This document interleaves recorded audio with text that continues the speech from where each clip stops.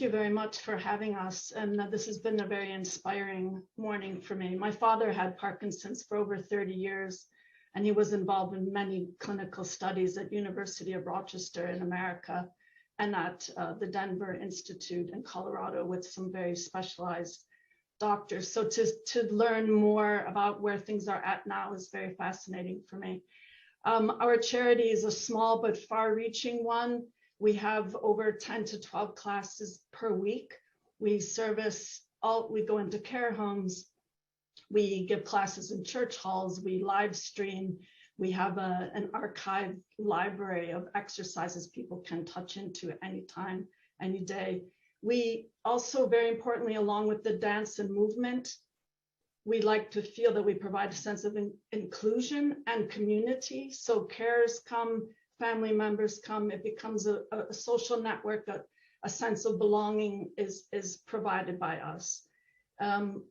We also have little coffee and tea socials where we bring up different topics to discuss, or we learn about people's backgrounds and we share things. So it's not just to come and do the class and leave, but to have a sense of continuity and care for our community and care for the people in our groups. I think the best way that I would like to share a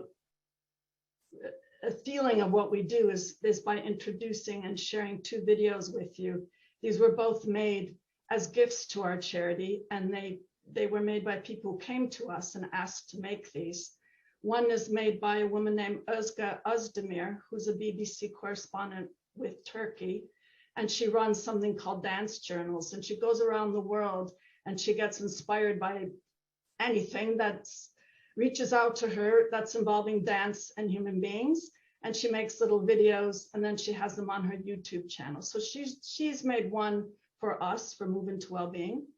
The most recent video was made by Team Lewis Foundation, which is a foundation that works with small charities. Again, they came to us and they were interested in our work.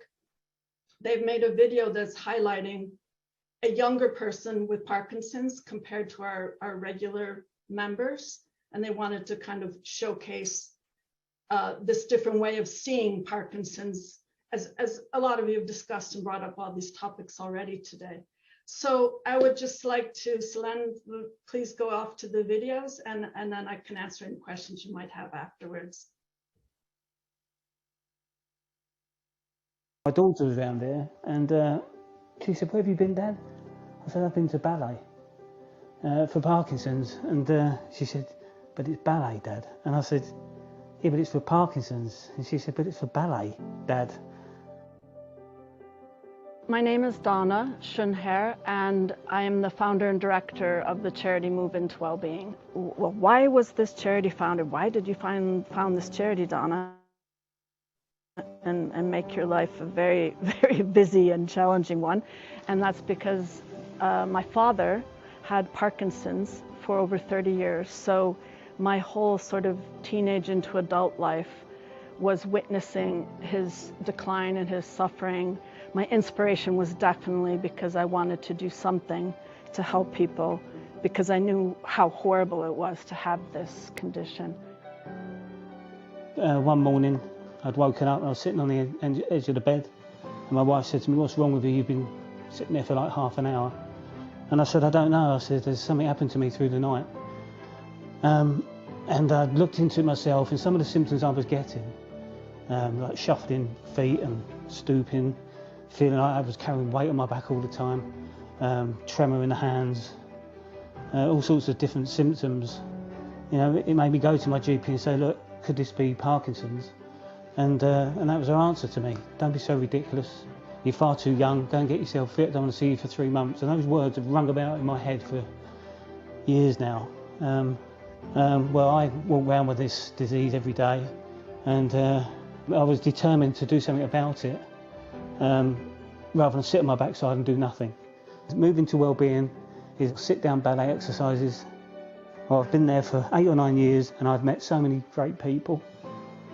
We will start just getting used to the tempo on the spot as we normally do, yes? So you will have a nice clear sense of rhythm going on in your legs.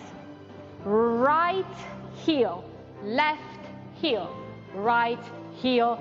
I think There's a certain type of depression that can go with Parkinson's, but when I see my friends in the classes, I really do see the benefits that we all have.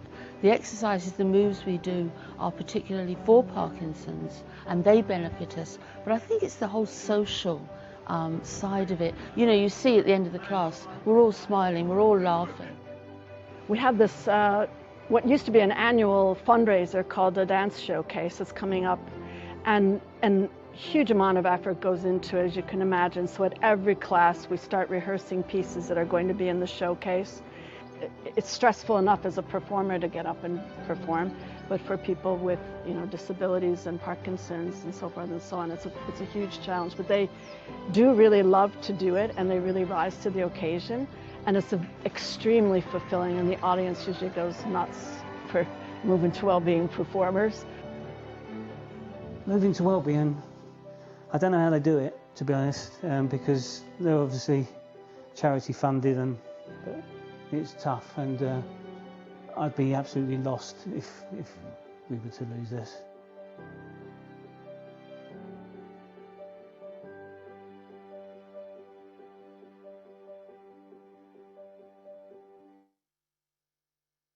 Thank you. So if we could just go right into the segue into the next video, please. Thank you.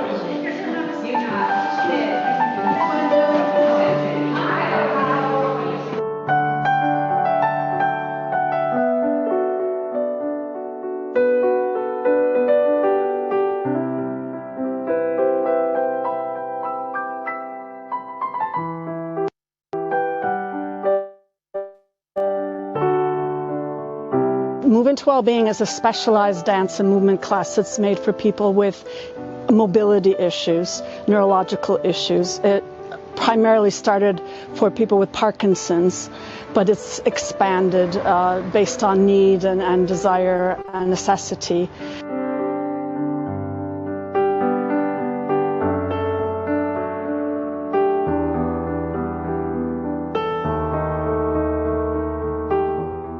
My father had Parkinson's disease for nearly 30 years, and I was a professional dancer on the side of those years, and I always was thinking, how could I do something that could help people? Could I do something? Was there anything out there that would help people with movement problems? And then I started researching, and some of my colleagues were working with dance and Parkinson's. So when I had a little bit of time in my life here, I started to think I want to found a program to be able to offer dance and movement for people with Parkinson's, to help people have less suffering in their lives, physically and mentally.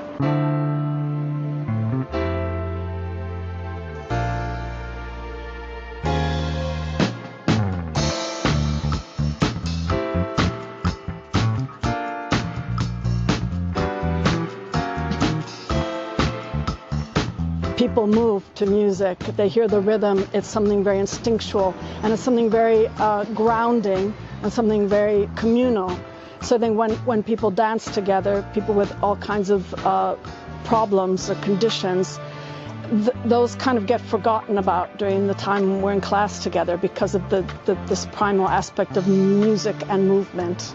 I think for what I can see, of course, when they come to class and when they leave, I can see that they really come very much for the community that's around it. So that really the moment of sharing, having a chat with their friends. Now they are friends, really. We are a little family.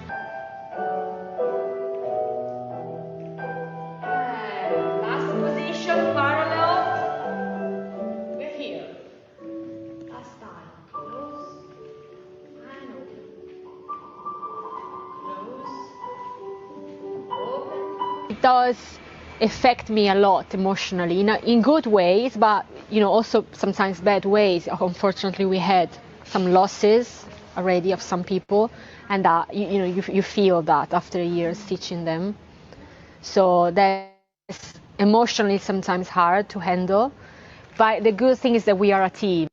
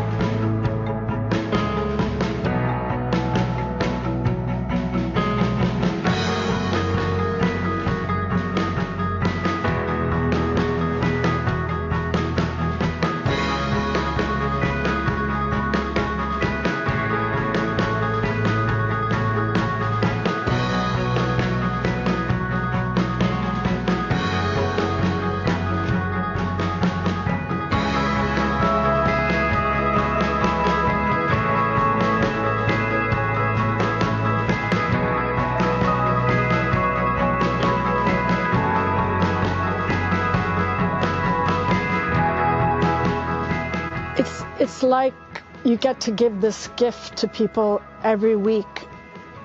No strings attached, you just give a gift that you have. And it's highly rewarding. It's very emotional sometimes. It's just extremely rewarding to have something that you can then give, and give with your colleagues, give to people that you know and you see brings good things. So it's like a drug. It's just a happy, wonderful thing. Very demanding on time and mental things, but highly rewarding. So it's like a blessing, really. Mm-hmm. And I guess you have been also honoring your memories, your life with your father. Yeah. So I was telling someone today, every class before I start, I have a little dedication inside of myself. So it's like, I feel his presence sort of in a way, with us together.